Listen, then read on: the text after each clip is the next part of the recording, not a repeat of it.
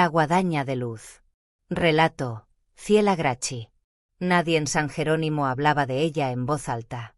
No porque no creyeran en su existencia, sino porque nombrarla era, según los viejos, invitarla a mirar. La llamaban la guadaña de luz. No era un objeto. No era un ángel. No era la muerte. Era algo que venía antes. Y el resplandor que no da calor. El primer testigo fue Baltasar Mena, guardián nocturno del antiguo hospital del pueblo. A las 2:17 de la madrugada, las cámaras registraron cómo el pasillo principal se llenaba de un resplandor blanco, tan intenso que borraba las sombras, pero no proyectaba ninguna. Baltasar apareció al amanecer, sentado contra la pared, con los ojos abiertos, secos, inyectados en sangre.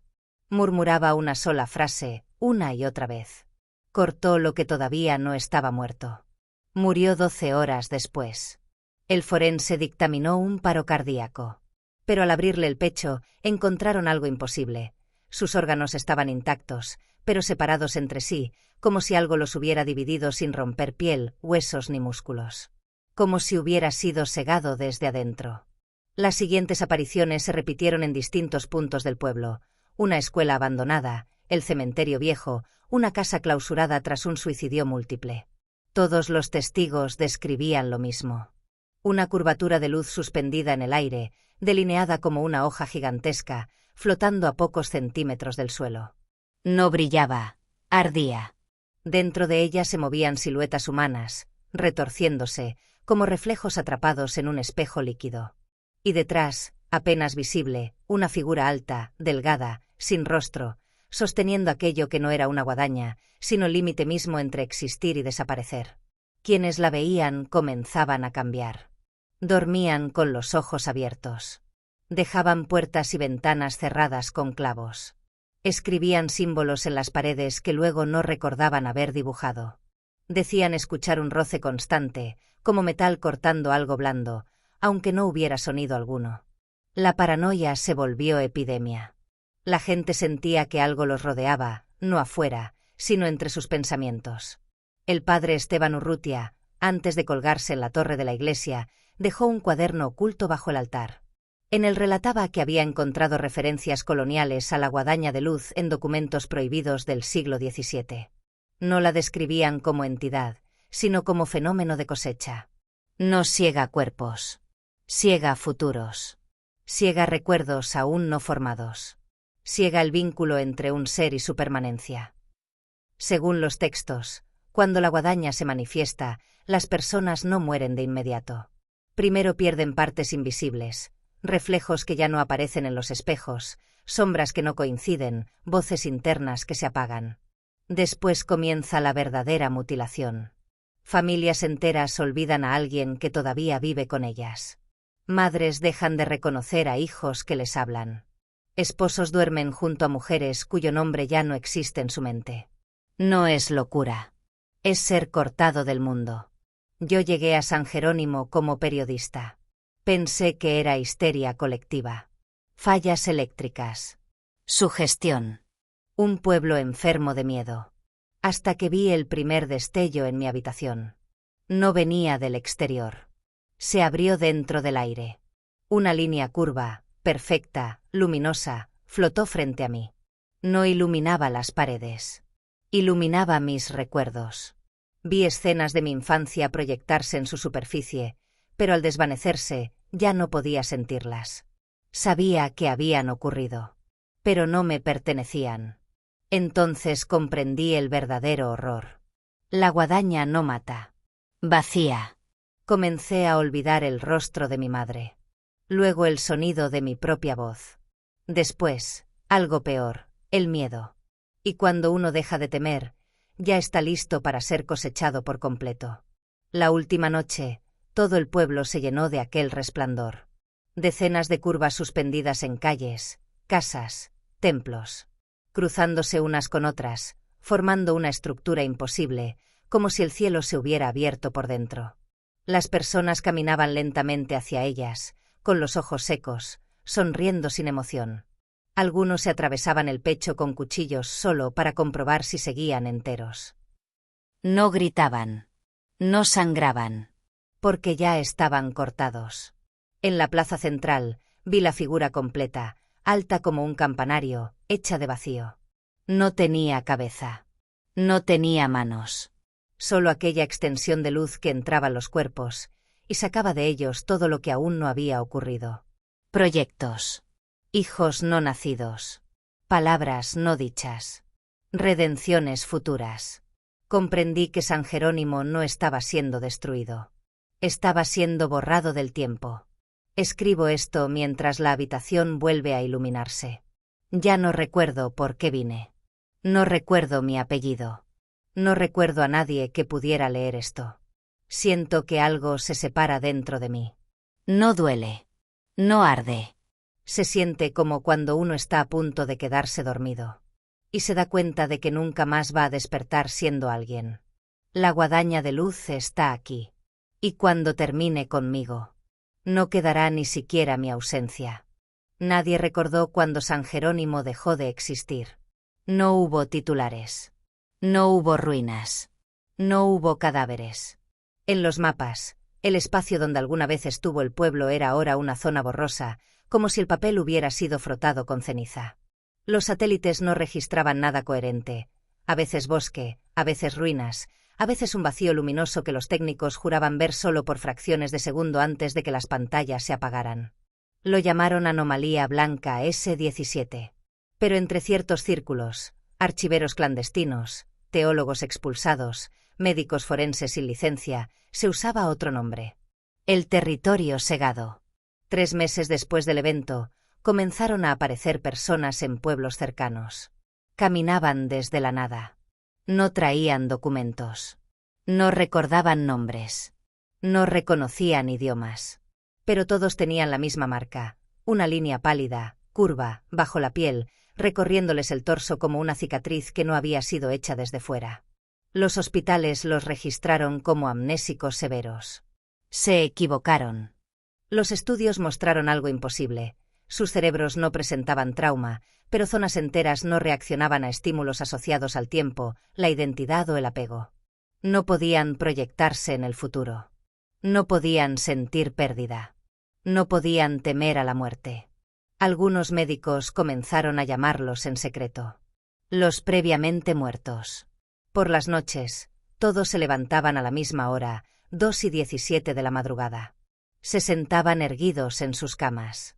Y movían el brazo lentamente, como si sostuvieran algo enorme. Algo pesado. Algo que cortaba.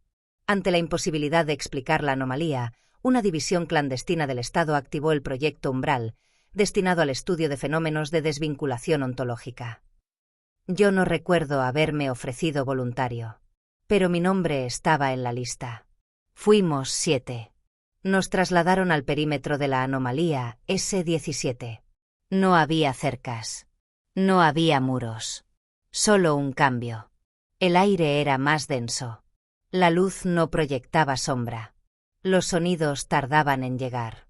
A 200 metros del límite, los relojes se detuvieron. A 100, los pensamientos comenzaron a repetirse. A 50, uno de los doctores se arrancó los ojos gritando que ya se estaba viendo desde afuera. Cuando alcanzamos el punto cero, comprendimos que San Jerónimo no había sido destruido. Había sido desollado del mundo. Lo que encontramos no era un pueblo. Era un negativo. Las casas estaban delineadas por resplandores. Las calles eran surcos de luz. Los árboles eran estructuras translúcidas donde algo se movía lentamente en espiral. Y en cada superficie, como atrapados en vidrio líquido, había fragmentos de personas. Rostros sin expresión, torsos sin continuidad, bocas abiertas sin sonido. No estaban muertos. Estaban incompletos. Los sensores no detectaban cuerpos, sino restos de posibilidades humanas. Uno de los muros comenzó a latir cuando lo tocamos. Entonces escuchamos el primer coro. Miles de voces superpuestas murmuraban frases que no encajaban entre sí. No llegué a ser. Me iba a llamar. Todavía no. Eso no pasó. Era la materia prima de lo que jamás ocurrió. En el corazón del territorio segado se elevaba algo que no podía existir. Una forma colosal, hecha de líneas curvas de luz entrecruzadas, como un esqueleto de guadañas suspendidas en múltiples direcciones. Cada una penetraba el espacio mismo, y de sus filos goteaban sombras humanas. No caían. Se quedaban adheridas al aire, retorciéndose. El líder del equipo, el doctor Rivas, comenzó a llorar sin emoción. Dijo que entendía. Que la guadaña de luz no era una entidad. Era un órgano. Un sistema natural. Una función del universo. Esto no es muerte, susurró. Es poda ontológica. Si no existiera, la realidad colapsaría bajo el peso de todo lo que podría ser. Entonces la estructura reaccionó. Una de las curvas se orientó hacia nosotros. No se movió. Pero de pronto ya estaba dentro. Sentí como algo se separaba. No de mi cuerpo. De mi continuidad. Vi versiones de mí mismo superpuestas. Uno viejo, uno niño, uno que nunca nació, uno que había muerto en accidentes que no recordaba. Todos fueron atravesados al mismo tiempo. Y algo fue recogido. El doctor Rivas desapareció. No explotó. No gritó. Simplemente dejó de haber espacio conceptual donde él pudiera haber estado. Los demás comenzaron a olvidar que éramos 7. Luego 5. Luego. Yo ya no estoy seguro de haber venido acompañado. Ahora me encuentro en una instalación que no logro reconocer. Los informes que escribo aparecen archivados antes de que los termine. Hay fotografías mías en expedientes de hace 30 años. Algunos documentos describen un evento que aún no ocurre. Otros narran mi muerte en lugares donde nunca he estado. Esta mañana encontré un informe firmado por mí, donde se advierte: la guadaña de luz no se manifestó en San Jerónimo. San Jerónimo fue el primer lugar donde empezó a notarse. Porque no se desplaza por el espacio. Se desplaza por coherencia. Aparece donde la realidad se vuelve demasiado densa de futuros. Donde hay demasiadas vidas superpuestas. Demasiadas rutas no tomadas. Demasiadas cosas que deberían ser cortadas. Los previamente muertos han comenzado a dibujar. No símbolos. No rostros. Dibujan mapas de ciudades que todavía existen. Hospitales. Escuelas. Barrios enteros. Siempre marcando un punto central. Siempre con la misma curvatura. Y en todos los casos, mis informes aparecen asociados. Creo que no estoy investigando la guadaña. Creo que estoy siendo usado para anunciarla. Porque algunos, como yo, no somos cosechados. Somos afilados. Para cuando el mundo aceptó que algo estaba ocurriendo, ya era demasiado tarde para nombrarlo. Las desapariciones no dejaban escenas. Los territorios no quedaban en ruinas. Los archivos no mostraban huecos. Mostraban contradicciones. Ciudades registradas como demolidas antes de ser fundadas. Personas con actas de defunción fechadas años antes de su nacimiento. Hospitales con alas enteras dedicadas a pacientes que oficialmente nunca habían existido. Los teóricos lo llamaron fractura ontológica. Los cultos, en cambio, recuperaron un nombre mucho más antiguo. La Siega Blanca. No surgió una sola secta, sino docenas, independientes entre sí, todas llegando a los mismos símbolos sin haberse comunicado jamás. El espejo sin reflejo. El círculo incompleto. El nombre que no puede conjugarse en pasado. Algunas cofradías creían que la guadaña de luz era un mecanismo divino y buscaban acelerar la cosecha. Realizaban rituales de superposición, reunían a personas con historias similares, las drogaban, las vestían igual, las hacían repetir los mismos recuerdos hasta que sus identidades comenzaban a solaparse. Cuando el aire se volvía blanco y denso, sabían que la curvatura estaba cerca. Otras, más desesperadas, intentaban detenerla. Construían círculos de anclaje con objetos irreemplazables, cenizas de muertos sin nombre, huesos de gemelos, fotografías jamás reveladas, grabaciones de voces que nadie reconocía. Creían que si lograban sobrecargar la realidad con identidad, la guadaña no podría cortar. Fallaban. Siempre. El proyecto Umbral, o lo que quedaba de él, obtuvo fragmentos de textos coloniales, tablillas reescritas sobre piel y registros de cultos contemporáneos. Todos convergían en una sola práctica, considerada suicidio ritual. Entrar en el filo. No tocarlo. No observarlo.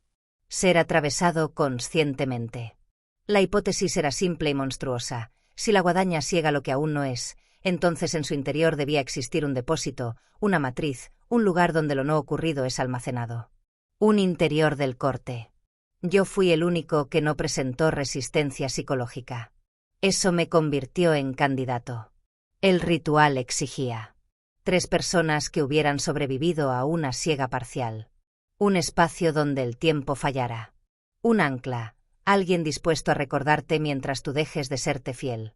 Me rodearon símbolos que ya había dibujado sin saberlo. Me inyectaron compuestos que inducían despersonalización profunda. Me hicieron repetir nombres que no reconocía hasta que mi voz dejó de sentirse mía. Cuando el aire se volvió blanco, la curvatura apareció. No frente a mí. Atravesándome. No hubo oscuridad. Hubo demasiado significado. Me encontré suspendido en un espacio sin geometría, compuesto de millones de escenas superpuestas. Nacimientos no ocurridos, muertes evitadas, palabras no dichas, civilizaciones abortadas. No eran recuerdos. Eran posibilidades conscientes. Y todas estaban vivas. Allí no existían cuerpos, solo estructuras de intención. Seres formados por lo que habrían sido, madres que nunca gestaron, asesinos que jamás mataron, dioses que no encontraron adoradores. Se movían como cardúmenes. Atravesándose. Contaminándose. Comprendí entonces. La guadaña no destruye. Recicla lo no vivido. Y con ello alimenta algo más vasto. En el centro del interior había presencias inmóviles, colosales, compuestas de infinitas curvaturas entrelazadas. No tenían forma fija. Eran principios. Cuando uno se aproximaba, su mente era invadida por ideas que no podían originarse en un cerebro humano. Su función era clara. Organizar lo que jamás ocurrió. Comprimirlo. Reconfigurarlo. No para devolverlo a la realidad, sino para evitar que la realidad se ahogue en sí misma. Vi universos enteros formarse y ser desechados sin haberse manifestado jamás. Vi especies pensadas y abortadas. Vi versiones de la Tierra donde el hombre nunca surgió, y otras donde algo mucho peor ocupó su lugar. Todo ello nutría el equilibrio. La guadaña era solo la herramienta visible. El corte que permitía la digestión. Entonces entendí por qué los rituales fallaban. Detener la guadaña equivalía a bloquear el drenaje de lo posible. Significaba permitir que cada futuro coexistiera. Que cada yo viviera. Que cada decisión ocurriera. Eso no traería plenitud. Traería un espesor infinito. Un colapso donde nada podría definirse, donde todo existiría al mismo tiempo, donde ninguna identidad podría cerrarse. Sería un mundo sin muerte. Y sin forma. Los cultos que intentaban invocarla no buscaban adoración. Buscaban limpieza. Y los que intentaban sellarla no comprendían que estaban rogando por el fin de toda distinción. Cuando regresé, grité durante 11 minutos sin emitir sonido. Mis órganos estaban intactos. Pero los escáneres no lograban determinar cuántas versiones de mí estaban registrando. Dentro de mi cuerpo aparecían ecos. A veces, mis manos escriben informes en idiomas extintos. A veces, lloro por hijos que nunca tuve. A veces, recuerdo mi ejecución en países que no existen. Ya no soy un individuo. Soy un punto de fuga. Los rituales no pueden detener la guadaña. Solo pueden orientarla. Los símbolos, los sacrificios, las superposiciones, no son invocaciones. Son señales de densidad. Lugares donde la realidad se vuelve fértil para el corte. Por eso aparezco en todos los mapas. No porque la anuncie, sino porque donde yo estoy, se acumulan demasiadas versiones del mundo. Y eso atrae el filo. Si alguien lee esto buscando detenerla, que lo entienda. La guadaña de luz no viene por los cuerpos. Viene por lo que sobra. Y lo que sobra somos nosotros. Hola. Antes de que sigas disfrutando de este contenido, tengo algo importante que decirte. ¿Ya eres parte de nuestra comunidad? Si no lo eres, este es el momento perfecto para unirte. Al suscribirte, te aseguras de no perderte ningún vídeo nuevo. Accedes a contenido exclusivo y sorpresas especiales. Dale al botón de suscribirse y activa la campanita para ser el primero en ver nuestras novedades. Y ya que estamos, ¿qué opinas de este vídeo hasta ahora? Déjame un comentario, me encantaría saber lo que piensas. Tu apoyo marca la diferencia. Gracias por estar aquí. Ahora, volvamos al vídeo. Para cuando los gobiernos dejaron de negarlo, la negación ya no tenía función. No era que la guadaña de luz estuviera apareciendo en más lugares. Era que el mundo entero comenzaba a comportarse como una guadaña. Los primeros registros globales no hablaban de desapariciones. Hablaban de superposiciones. Edificios donde existían 3 hospitales al mismo tiempo. Barrios donde personas enterraban a vecinos que aún les hablaban desde la ventana. Escuelas donde los niños aprendían recuerdos de adultos que no eran sus padres. Las cámaras captaban figuras múltiples ocupando un mismo espacio, como si la realidad no pudiera decidirse. En algunos puntos, la luz se curvaba sola. No aparecía la guadaña. El entorno comenzaba a imitarla.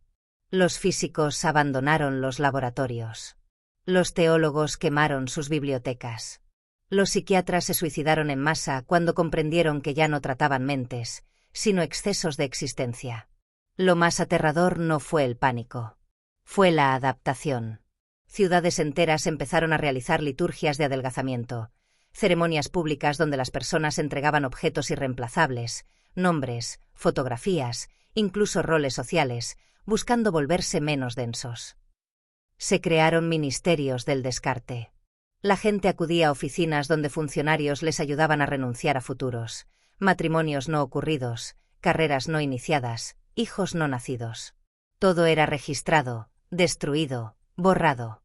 No para salvarlos, sino para volverse menos visibles al filo. Los cultos se institucionalizaron. Las iglesias se llenaron de círculos incompletos. Las escuelas enseñaban a los niños a diferenciar qué parte de ellos todavía era propia y cuál ya estaba siendo cosechada. Los territorios segados se multiplicaron. No como vacíos, sino como zonas donde el mundo se volvía pálido.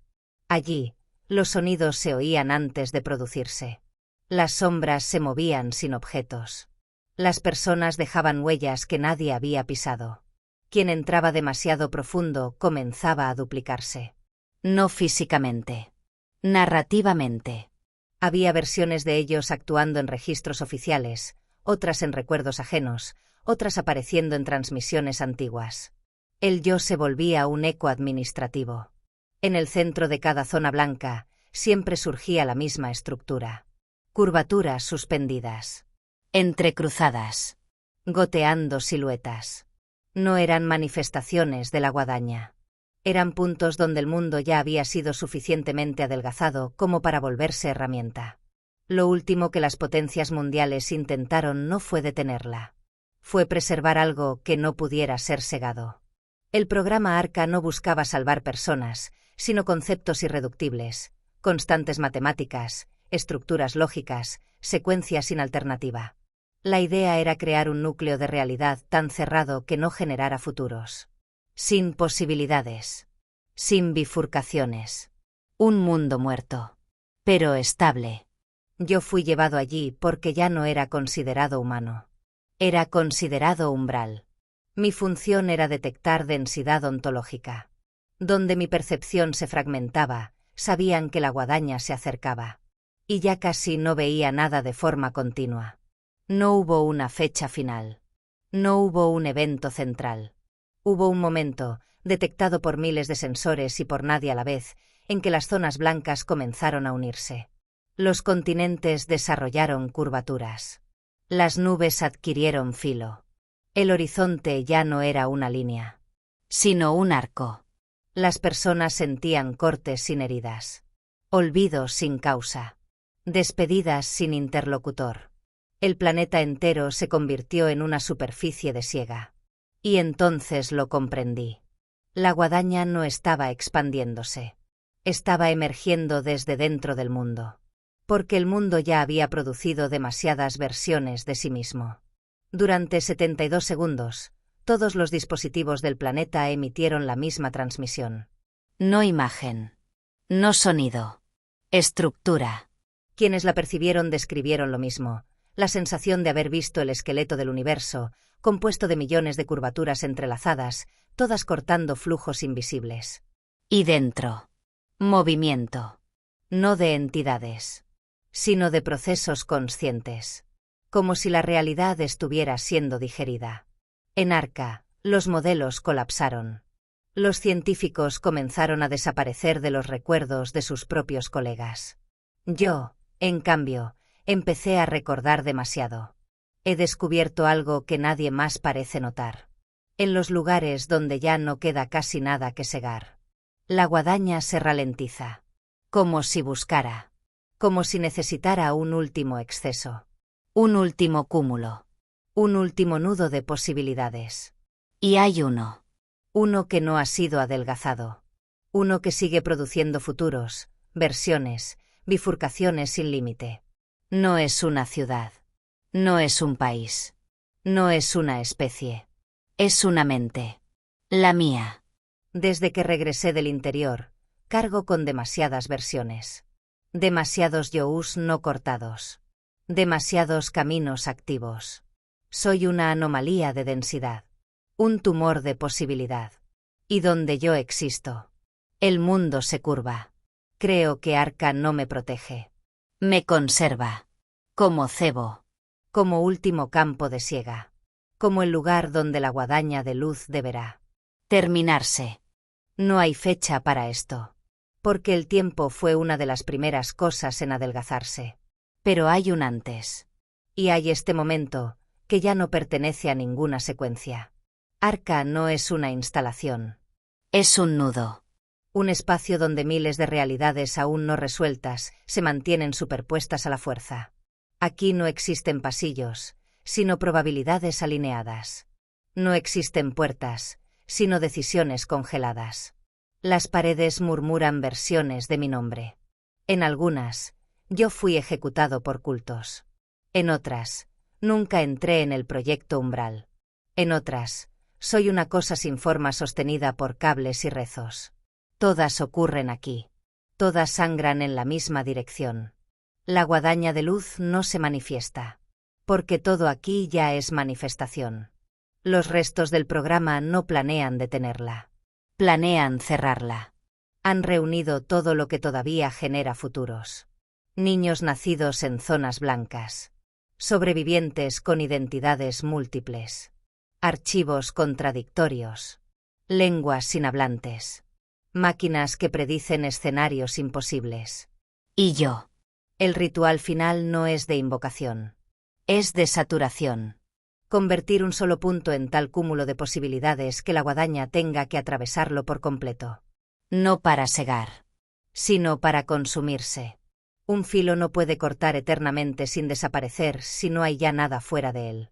Yo no seré atravesado. Yo seré el corte. Cuando comienza, no hay luces. Hay alineación. Todos los yous que cargo se activan. Siento miles de infancias, miles de muertes, miles de nombres pronunciándose en lenguas que el mundo ya no sostiene. Mi cuerpo se vuelve irrelevante. Soy una intersección. Entonces ocurre. El aire adopta curvatura. El espacio se afina. Y la guadaña de luz, completa por primera vez, se revela no como objeto, sino como sistema absoluto de separación. No viene hacia mí. Yo empiezo a ser hacia ella. No entro. La guadaña entra en mí. Y lo que sucede no es visión. Es despliegue. Cada posibilidad humana no segada comienza a manifestarse al mismo tiempo. Millones de versiones del mundo brotan desde mi estructura mental. Planetas donde nunca hubo vida, tierras cubiertas de templos orgánicos, civilizaciones hechas de sonido, infancias eternas, genocidios no cometidos, dioses que murieron antes de ser pensados. Todo intenta ser. Todo se pisa. Todo se ahoga. La guadaña no corta cuerpos. Corta excesos de realidad. Y ahora el exceso soy yo. Siento como los arquitectos de lo imposible, esas presencias del interior, comienzan a desintegrarse. No pueden procesar lo que no está fuera. Se están quedando sin exterior. Por primera vez, la guadaña retrocede. No porque falle. Porque no encuentra que no sea ella. Ha segado tanto que el universo entero se ha vuelto filo. Entonces comienza a cortarse a sí misma. No en fragmentos, sino en funciones. Primero desaparece la separación entre recuerdo y suceso. Luego entre forma y significado. Después entre ser y posibilidad. Cada corte hace que algo deje de existir para siempre. No muere. No se va. Se vuelve inconcebible. Con cada autosiega, la realidad pierde una dimensión. Y algo se libera. No luz. No vacío. Carne ontológica. Restos de universos nunca nacidos que caen como lluvia oscura sobre Arca, penetrando superficies, cuerpos, pensamientos. Quienes aún estaban allí se abrieron desde dentro. No explotaron. Se desanudaron. Como si alguien hubiera retirado el concepto que los mantenía en una sola pieza. No sé cuántos niveles fueron eliminados. No sé qué se perdió. Solo sé que hubo un instante donde ya no existía diferencia alguna. Y entonces, algo se detuvo. No hubo silencio. Hubo terminación. La guadaña de luz ya no estaba. Porque tampoco quedaba afuera. Ahora escribo esto en un lugar donde no hay cielo ni suelo. Hay capas de restos. Fragmentos de realidades inconclusas flotando como órganos. Yo sigo aquí. Pero ya no produzco versiones. No genero futuros. No recuerdo pasados alternos. Soy una sola línea. Una continuidad cerrada. Eso significa que he sido completamente segado. Y he sobrevivido. Lo que queda del mundo es estable. Definido. Terriblemente. Único. Pero hay algo peor. Donde antes la guadaña cortaba lo que sobraba. Ahora nada corta. Y el mundo ya ha comenzado a acumularse otra vez. Pequeñas bifurcaciones. Errores mínimos. Recuerdos dobles. Sombras tardías. Las primeras capas de exceso. No habrá otra guadaña. No hay herramienta. No hay sistema. No hay arquitectos. La próxima vez que la realidad se sature, no será segada. Se pudrirá. Y yo seré lo único que recordará para qué servía el corte.